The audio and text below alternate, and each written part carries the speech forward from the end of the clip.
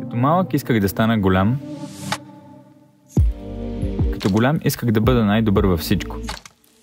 Всичко, в което очакваха да съм добър, не беше мой избор. Моите избори ме отведоха по пътища, за които не бях готов. Наученото в училище не ми даде компас.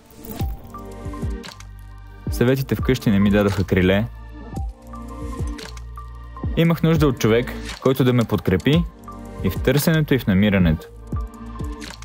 На цел, на посока, на начин. Имах нужда от ментор. И така стигнах до днес, когато за мен е важно не какъв ще стана, а какъв да бъда. На първо място, себе си.